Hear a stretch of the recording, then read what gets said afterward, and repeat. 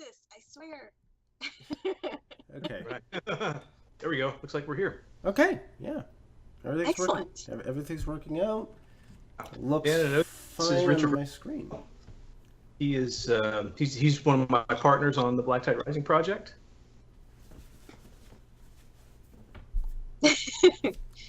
Oh, say, are you gonna introduce the show now, or? Maybe, I don't know. Are we ever gonna reach that point? Okay. And it's composure time. Man, you've never seen the show. Nerd Rage. Yeah, let's start. All right. Hello, and welcome to Nerd Rage, episode 176, I believe. I really should get that number straight in my head before the show starts, but Yeah, maybe you should whatever. know what the show number is before we start. I don't know. I didn't ask for your opinion. You shush, Shannon. You never do, but I'm gonna give it anyways. Anyway, so this week the show is actually a little different because we have guests. I don't mean like guest co-hosts or anything. I mean we have actual guests who we're going to ask questions to, and get information from. Yes. In fact, I think. Waterboarding, but more painful. I mean, I would have gone that far, but okay.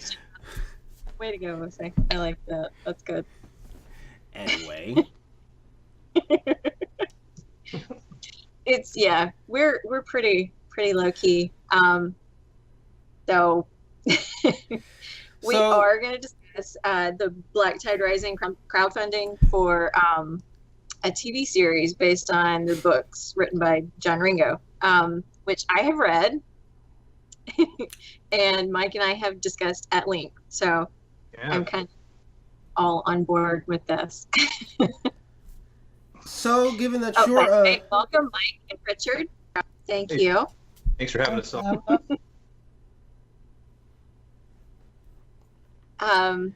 Does somebody? Okay, go. Say. Sorry, I was going to say, I'm going to give you the lead on this because you are more knowledgeable on the topic than I am. I have not read the books at That's all right. myself, so I am going into this basically blind. However, it does seem interesting, hence part of the reason why I consented to doing this. So, Yeah. Well, we've discussed each episode of The Walking Dead, and we've kind of gone, into character development and plot and politics and sort of all the bits and pieces of that show. So it's really kind of it's kind of our jam. Like it's a genre that we do appreciate. And so when Mike introduced me to this series, I was like, this is good stuff. we need to talk about this. And I am excited about the possibility of it becoming sort of its own TV series, because I think that in terms of the genre, everything's there that you sort of look for in a apocalyptic zombie type show. But it differs in enough ways that you don't really get zombie fatigue. It's not sort of ridiculous. Like, what's that show? We were discussing this, Mike. It had, like, in the first episode, there's like the baby zombie, and it was just Oh yeah. crazy. Yeah. I think it's is that Z Nation? I think it is. Yes. Obviously I didn't get very far with that one because it was a bit over the top. But yeah, I mean, there's kind of all of the parts here. You've got, characters that are likable and relatable, and you've got, sort of the whole apocalyptic situation where, people have to rely on their smarts and their skills and everything to survive, which is always fun, because I think we kind of have it so good these days that we like to imagine what we would do if we were in a situation like that, and so watching it's next best thing. Yeah, we were actually just talking about that on the last little segment we did with the other host, because he actually asked that question. So talking about the popularity of that kind of genre, because okay, we live a pretty soft Western cultural life where we don't have to sweat food and electricity and basic necessities of life very much, and it just sort of becomes that interesting kind of internal scenario building where, okay, what would you do if you really were in some kind of crappy situation like that? Yeah. So I kind of I've described it to Osei, but how would you describe it to him? Because he hasn't read the books, but he is interested in seeing the series. So, I mean, how would you describe what you're trying to make to him? Well, I would probably, like, if we were pitching it in a studio meeting or something like that, I would probably almost call it something like Walking Dead meets The Last Ship meets Swiss Family Robinson, because you sort of have those elements to it. You have that infection and that virus instead of undead horror movie zombies. It's it's not a thing where you've got rotting corpses essentially chasing you around. These are human beings that were infected with a virus that essentially destroys the impulse control and the sort of rational thought portions of the brain, and basically makes them feral creatures that want to sort of be territorial and eat each other. Okay. So the way I always refer to them is they're infected people with cannibalistic tendencies. Right. Yeah, and I think the difference that we get into with this series versus other ones is it's not really about the fall, and it's not about the infected sort of taking over the land and the usual tropes you see in that kind of genre. It's really more about, okay, how does what's left of humanity kind of come back from this, and how do they rebuild, and how do they overcome this, and that's really where the distinction really starts to set in with this series. That actually sounds kind of familiar. It reminds me of World War Z, naturally. The funny part about it is a lot of the people who read the books sort of get what Ringo was doing with the story. The idea for him was he was looking for a way of wiping this again. And if he could start over again, what would be the foundation for it? So he's got this 4-unit family of a mother, father, and 2 teenage girls. And they're the foundation, if you will, that everything winds up getting built on. And as crazy as that seems, the 2 girls, in addition to the parents, wind up becoming the leaders and the people who take charge of the situation. And as the story is progressing and they pick up stragglers, the stragglers are exactly that. And no pun intended, they're lost at sea, because that's where they're being picked up. And they don't know what to do. And some of them are United States Marines, and they're trying to figure out what to do because they don't have any cohesive structure to attach themselves to. And the family winds up becoming that structure that everybody catalysts around, if you will. And that was a nice idea that Ringo had.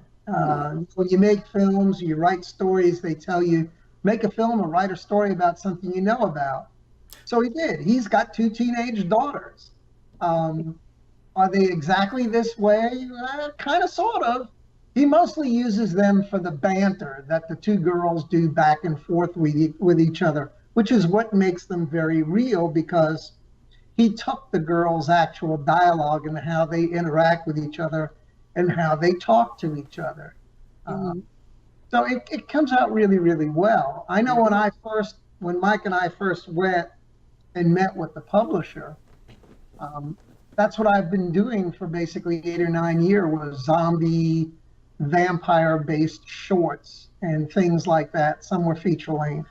And I had about had it up to here with zombies and vampires. And so the publisher says, well, I've got an idea. I'm going to send you this 4-book series.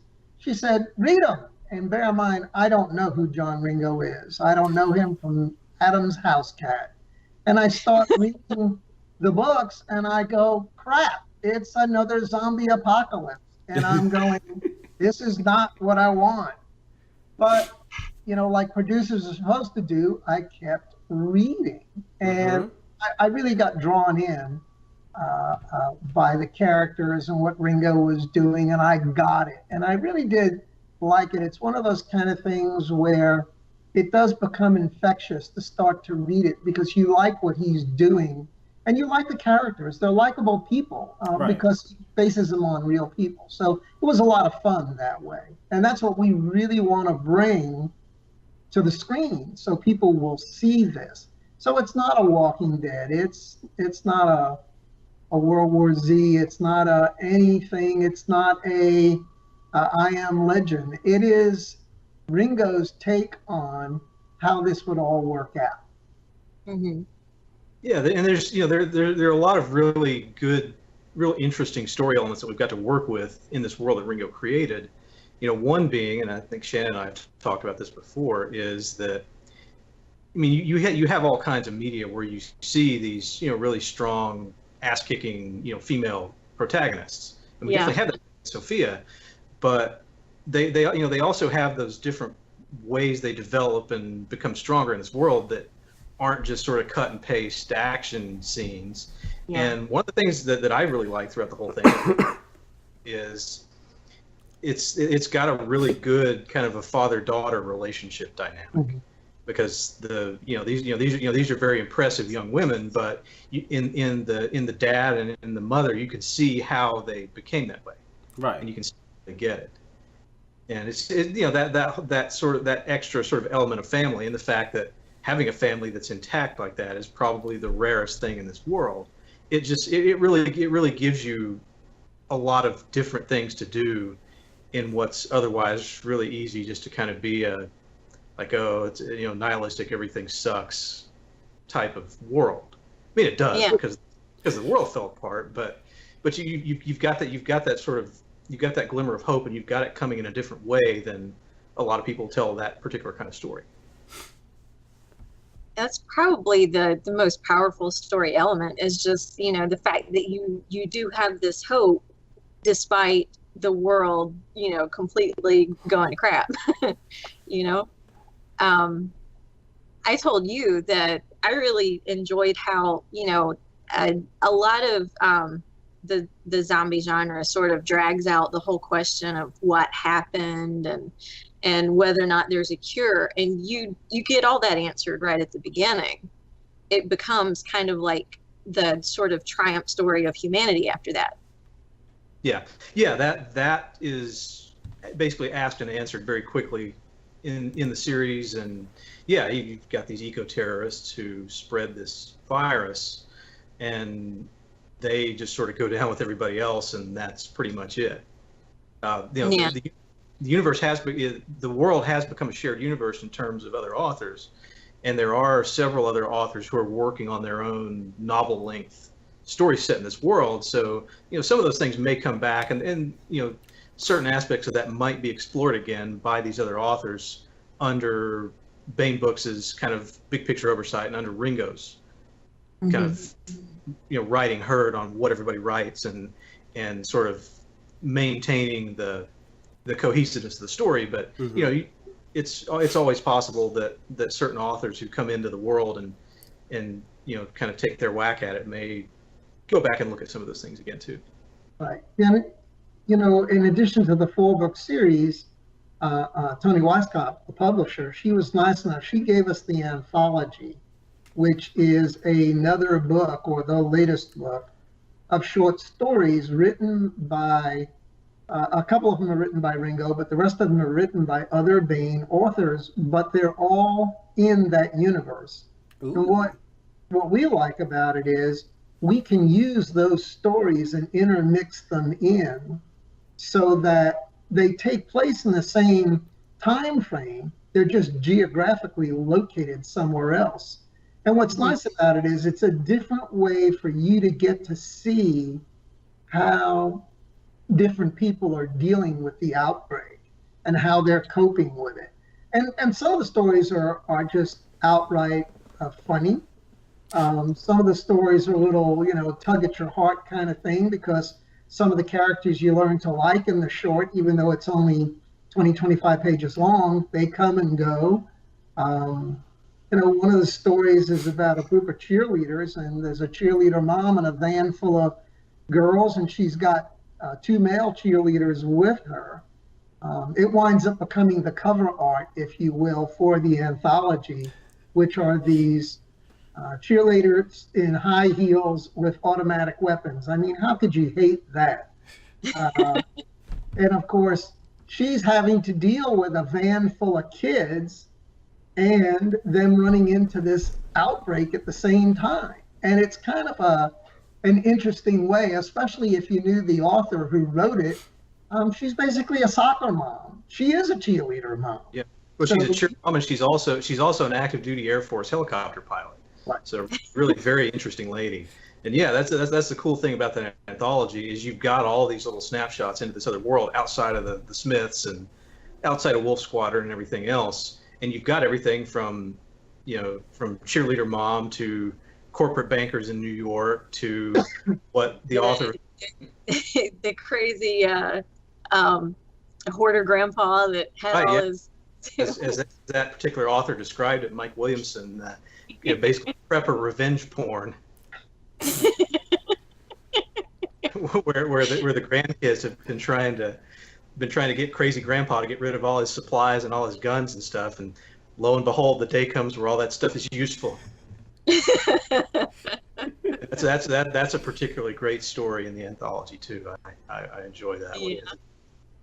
It was fun to read all of that because you got several different perspectives, and yet it was all cohesive, part of the same universe, Now I know before we got started we were talking about sort of the difficulty of bringing politics into it, and I would say politically the whole thing is kind of by default libertarian, because your governments just crumble, or there may be a small group, a contingent somewhere that's sort of keeping the idea of the government alive, but you don't really have your power structures anymore. No, you really don't. It's funny because there definitely is that sort of individualistic kind of individual initiative and effort that goes into sort of reforming the world and creating a cohesive group of people who can go restore humanity. And at the same time, the what we think of as politics is kind of out the door there, because nobody's really going to be yelling at each other about taxes or health care or whatever when trying to not get eaten by feral cannibal people. I mean, I'd probably find the time, but I have poor prioritization.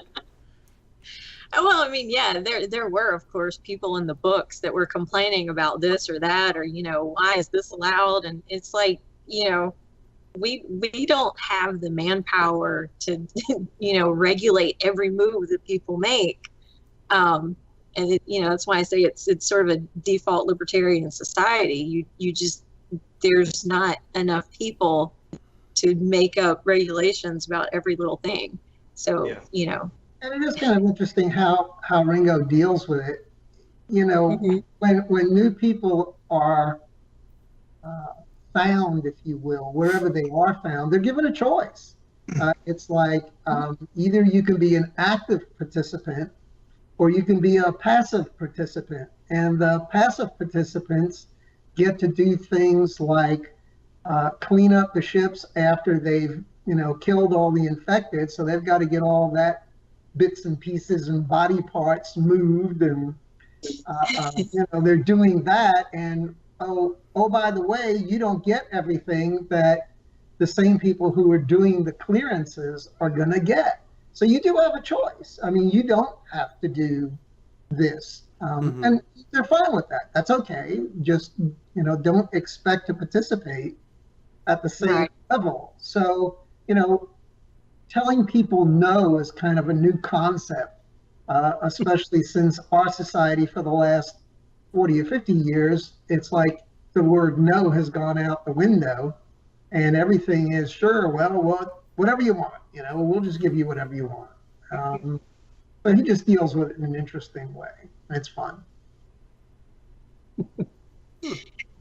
It's fun to see how what's left of the military and what's left of the civilian world sort of come together, because it doesn't rely heavily on stereotypes. There's no you do have your strong female leads, and your main characters, Faith and Sophia, and some people within what's left of the government, are strong female leads, which I know is kind of a fad now, but Ringo was doing that before it was cool. Yeah, it's true. But it doesn't become like a thing where women are kick-ass and men are just doofuses, or any of these other sort of sexist tropes where the military guys come in and they save the day and it's all damsels in distress. It doesn't do either one of those things. I mean, everybody kind of has their moment where they realize in some ways they're not equipped for this world. And and that occurs on both the military and civilian side. It occurs with both men and women. So there's a lot of interesting interplay between everyone in this world, where they have to learn what they're good at, and then they have to learn where they need help, and they have to be willing to accept the help. Right. Oh, definitely. The thing you run into that's interesting with Faith's character is, in the book, when it starts, she's just turning 13 years old. And when the outbreak starts, she and her dad and the mom and Sophia are having to deal with the infected people. We're probably going to, in the story, bump Faith's age up along with Sophia's age up, and probably make Faith more like she's 16 or 17. But the point is that the father quickly realizes how proficient Faith is at, doing clearance. And they do come on these Marines who they're Marines. They understand how to break things and, kill people. They don't understand how to do it in the environment that the world is in. And they have to rely on this 13-year-old girl to teach them what to do. And a lot of them at first are really resistant to it, because it's like, she's 13 years old. How could she understand how to do this? And there is, in the fourth book, one of Faith's go-to weapons when she runs out of bullets are these kukris. And they're used by Gurkhas, and Gurkhas take this as a very serious thing because it is their weapon of choice. And they're actually almost insulted when they see her suited up, getting ready to go out and battle, until they actually see her in action. And with that being the case, it winds up becoming very interesting, because all of a sudden they have a big change of heart, and they go, oh, well, maybe she is supposed to be the person, because she seems to know how to use these just as well as we can, if not better. Yeah, that's one of the interesting things with that dynamic that Shannon described is everybody's got their part to play in this situation. Everybody has got their sort of place to shine and their place to be part of the effort. And you don't have to diminish or tear down one type of character to build up another character.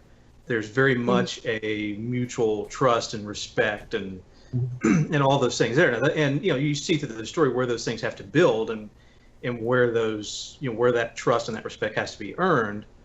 But it's there, and nobody in that world could do what they're doing without the others. And I think that's I think that's an important part of what you wind up with. Right. And there are some characters at first you just think, man, that person's a butt. You think they're awful. And then later on, it turns out that they do have something to contribute if they decide to, Yeah.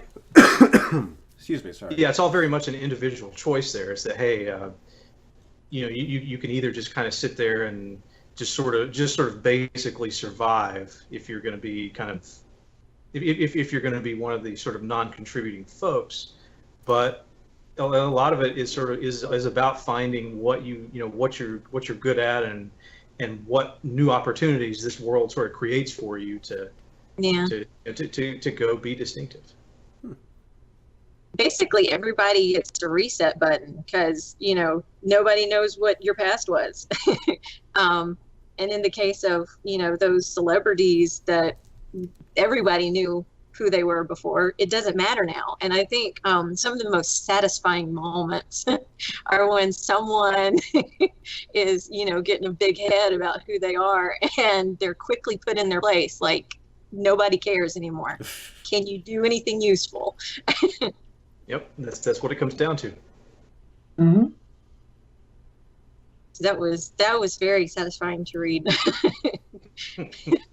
Yeah, I think we all enjoy those enjoy those sort of moments of having a because we all encounter varying degrees of self-important folks, and sometimes it's justified, sometimes it's not, and anytime there's kind of a karmic correction with those sort of things, we can always get some good laughs and some schadenfreude, maybe the word out of that. I'm not saying that word right, but those are fun, and those really satisfying moments too, especially for veterans who maybe had to deal with a really nasty drill instructor, an officer. That's one thing. Because he's got his own background as a paratrooper in the Army, and if you're ever at a con and you can sort of be in the circle when Ringo is holding court somewhere, I say that I don't say that in a derogatory term at all, because Ringo's a really nice and gracious guy to everyone around, but he's just so interesting that when he's talking someplace like that, you just sort of wind up with this little mini congregation there to listen to it. And you've got guys that have similar backgrounds, and ladies too, that share some of those same experiences. And it just, you hear all these different things about military life and about all those different kinds of people, like you were talking about, the good, the bad, and everything in between. Yeah, it seemed like some of that might have been a bit cathartic to write. Yeah. If you ever listen to him tell stories about being on field exercises in the Middle East and basically doing what you could do to try to avoid pulling guard duty. It's yeah, for folks that have been there, done that at different times and in different places in the world, there's a lot to identify with there, and a lot to appreciate. And even if you weren't in the military, anybody that's had different kind of jobs before, people are people, the same type of things cross over into just about anything you do. Yeah. Well, and I mean, you kind of see that, like I said, people have to learn, when they do need help, whether they were important before or not, it doesn't matter now because everything's changed. Yep. Well, I didn't intend to spend all that time completely silent, honestly, but there was a lot to absorb there, so I'm kind of glad I did. Yeah, it's a pretty big world to be introduced to for the first time here. It's one we think you'll enjoy, and we hope you do. I'm definitely more interested now, I'll say that much. Like most of the time, I like listen to pitches, and I'll kind of just be like at the same neutral level. But I'm actually more interested now, having listened to this. Yeah, it is. It's a fun read. It's one of those kind of things when you get going on it, you do get drawn in by it. Like Mike was saying, when you get a chance to spend some time listening to Ringo talk, that's exactly what he does. He's a great storyteller, and being a good storyteller and being around good storytellers is a lot of fun. I know Mike and I get privileged to spend time with some of the authors, and it's a real treat to be able to do that. You have a lot of active minds that are in the group, and somebody comes up with an idea, and you feel like after a while you're inside a nuclear reactor because the atoms are just bouncing around as fast as they can go, and as fast as one can come up with an idea, another one comes up with an idea, and they just really go off of each other. And it's a lot of fun to watch them do it, and it's a lot of fun to be there and be in the middle of it when it's going on. Yeah, the particularly with Baen, just for being around for a couple of years and being around these authors, Tony is very good at sort of pairing these folks up and doing these collaborative projects. And when you've got that many talented people like that are able to just work so well together and just create together, with a very minimal, if any, amount of sort of ego in the way, it's really a cool thing, and it's not something you would see, I think, in a lot of other environments. And that's one of the things we liked about the possibility of working with these folks, is that sort of combination. I mean, it's definitely individual effort, because these authors have to build their own brands, they have to build their own careers, and they have to get to develop their own followings. But when they're at that level, then there's a whole lot of them sort of lifting each other up and helping each other and just making everything better in the process. And we really like that a lot about it. And this was no small product that Tony gave us. Like I said, when she was talking to me about it, I had to go home and start Googling who Ringo was and come up to speed on what it was all about. And then the book showed up and I started reading. I mean, he is one of their top producing authors. And so it was it's a small thing for her to give us this as something for us to do something with. We're real excited about it. We think it would make wonderful TV that people would like to see, because people do like The Walking Dead. There is something about it that they enjoy, and I think there'd be something about this that they would enjoy. I know some people have asked us, well, why don't you make it into a movie? There's just so much material. You could make it into movies, but you couldn't make it into a movie. Right. Because, people would fall asleep. It would be a 4-hour movie. It would be way, way, way too long. If you were going to do it as sequels, it might work. So that's why we thought, well, okay, episodic TV would work.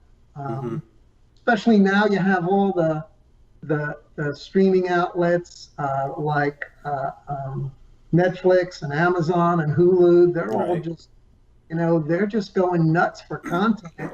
And also you've got the cable channels. They also want content. The networks are going to do what the networks are going to do. They're like Hollywood. They're not going to change right now. And that's okay. That actually works, I think, to our advantage. I know when I was in business, I was always in a niche marketplace. It was one I created, but I liked being there. It gave me an ability to do what I wanted to do the best way I could do it. And this set of stories is the same type of thing. So it would be a fun project to get done. Like everything else, we need money to get it done. So that's what we're doing now, is out there to raise money. Yep.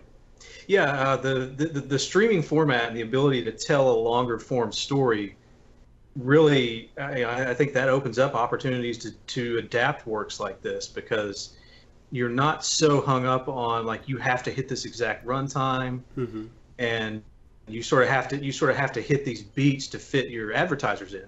Nothing in the world wrong with that, because that's what that's what allows so many of people's favorite shows and things to happen. Is those advertisers. Right.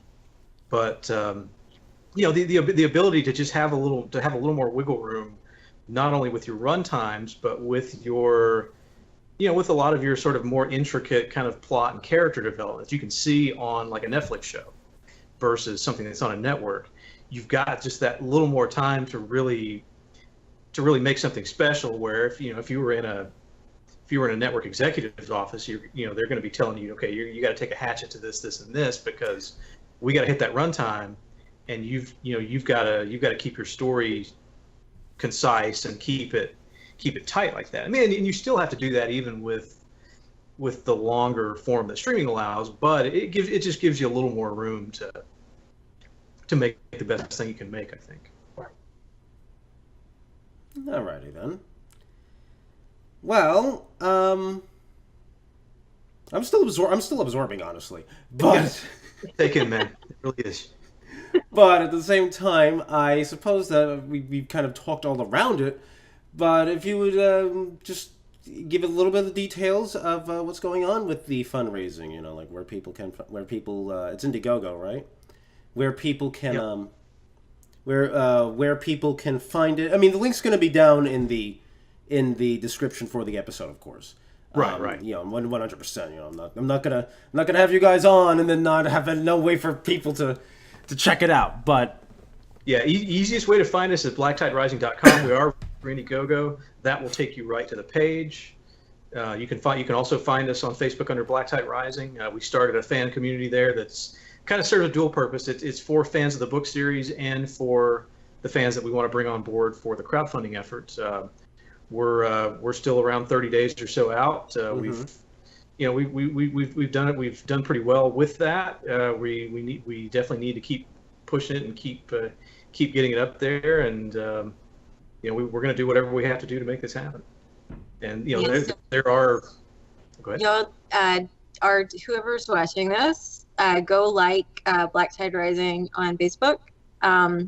Your Black Tide Rising TV on Twitter. And BT Rising TV. Yeah, I couldn't fit that one into their character. and somebody BT Rising TV. Yeah. Black Tide Rising on Facebook, and just like it, follow it, share it out. Read the books, because then you'll be excited and you'll want to see this done. Get the books, read the books. You can download them on your Kindle or whatever, and definitely the books. Because we want to make TV out of this, but we wouldn't have this if it weren't for the books. And everybody's better off if we read a little more. You've got some great stuff to work with here. You've got great authors with Baen, and it's we want to be in the screen business, but we also know where our opportunities come from, and we still have a really big appreciation for what's on the written page that allows us to do something like this. And if people are familiar with the source material, I think they'll be, really looking forward to seeing that on the screen. Yeah, definitely. Yeah, we have to follow up with Osei a little bit later when he's had a chance to read a little bit and hear what he thinks. We'll have to get it first. Yeah, we'll talk. We can talk offline about that. We'll see what we do. I have some Black Tide Rising art. Oh, that's right. We can't let the show go. This one hasn't been seen before. So there's Trixie. Okay, there we go. Yeah, if you go to the Facebook page, you can see these really, really well, and they're fantastic the way they came out. They really, I mean, Mike and I were blown away with the way they did come out. Yeah, definitely. And Osei's probably a little confused right now, because what the hell does a teddy bear holding a hickory knife have to do with this? I wasn't going to question it, but read the book, you'll find out. It's kind of like sort of an embodiment of Faith's PTSD, because she was so good at clearance and kicking zombie butt. So she came across this teddy bear that's just sort of, this pristine symbol of childhood in the midst of all of this carnage. So then Trixie sort of became her coping mechanism and went into battle with her, and it was fun and interesting, and a few little heartstring moments there, but Well, it reminds me of an internet meme I saw floating around that was supposed to be a kid sending a care package to some Marines out in Afghanistan, and apparently one of the little kids sent the Marine this stuffed fish. He said, "Hey, this fish protects me from monsters and stuff, and I want you to keep it." And the point of the game, the Marine said, "Yes." I damn sure took that everywhere I went on patrol. And one time they were actually trying to find the kids, say, "Hey, we're home now. I want to get I want to get them back to us home." So it's almost kind of like that same sort of thing with Faith and with Trixie the teddy bear. Yeah, she puts Trixie in her backpack, and she talks with her. When Mike and I were up in Chattanooga for LibertyCon about 4 weeks ago, I was having this conversation with Ringo because I came with this idea that I almost wanted to make Trixie into Faith's alter ego. So she talks to Trixie, and Trixie talks to her, except nobody can hear Trixie except for her. Right. And it's one of those kind of deals. And he went, "Yeah," he said, "that would work." It's not that Faith can't handle things, but Trixie doesn't want to see that. That's kind of how it plays out. Exactly. So, if she can't cope, she just says Trixie doesn't like this or something. Right. Exactly. So I guess, in a way the art is Trixie sort of fighting for Faith there. Yeah. And I think it's amazing art. Of course, it is my child that did it. Of course you would say that. It is amazing. I mean, you Everybody really on the team look at it, you'll see she's got a talent when it comes to drawing that, not everybody has. She did a great job. Yeah, I mean, we have a graphic artist on our team who runs a business, doing coins and patches and stuff like that, and he was absolutely raving about it when I showed it to the team last night. So yeah, I mean, we are biased in that degree, of course, but there's a little bit of objectivity there to say, hey, this is really good art, and it is, and we're really glad to have it. So like the Facebook page, and you can see more of my kids' art, and then you can like that. Darn parents. Anyway, so, with all that being said, I want to thank you, gentlemen, for being on the show tonight. It was definitely enlightening. I don't want to sound like I'm just repeating. I don't want to sound like I'm just repeating like sort of not answers, even comments to you guys. But I did find that really interesting, and I'm glad that you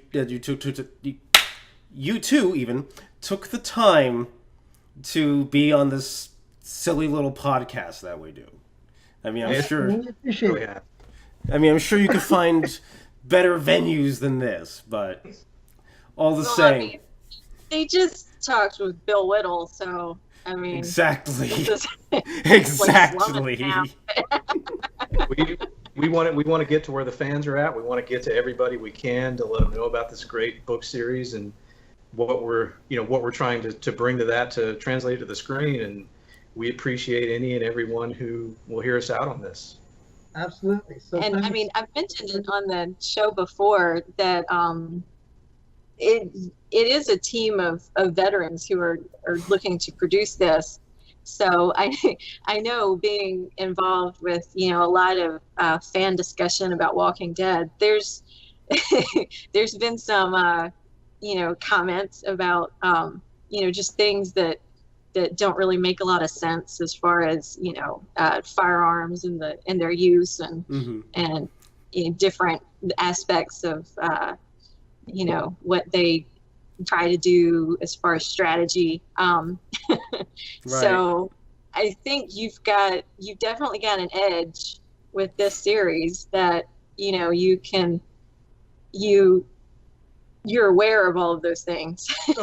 Yeah, well, one of the great things that we've got to work with there is that it's really easy for other similar genre things to, if they need a big bad that's not zombies or infected or whatever, it's really easy. Okay, go make the military people your next big bad, and in certain stories that works. And we don't want to say that that's not something anybody should ever do, but it's done enough to the point where what we've got to work with here is sort of a refreshing change of pace from that, because Right. in that kind of world, you're tactically proficient, combat experienced people, like the people that we've served with and people we know and people that are out there. Those are the kind of people who would in some kind of, and do in other real world type disaster situations, will be the ones to step up and say, okay, we're gonna go lead the charge on this, and we're gonna help as many people as we can. We're gonna try to make this right, and we like the opportunity to be able to do that in this genre too. Alrighty then. Thanks for joining us. All right. Well, thanks for having us, guys.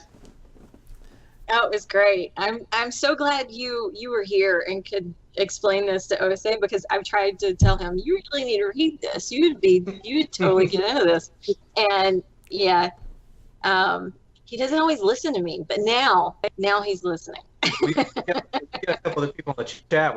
I guess we're putting him on the spot, and maybe he'll think he needs to go read, and we can come chat with him again sometime and see what he thinks about it. Right. Oh, Well, yeah, I'm definitely on the spot now. Yeah, definitely. Alrighty then. All right. Thanks, guys.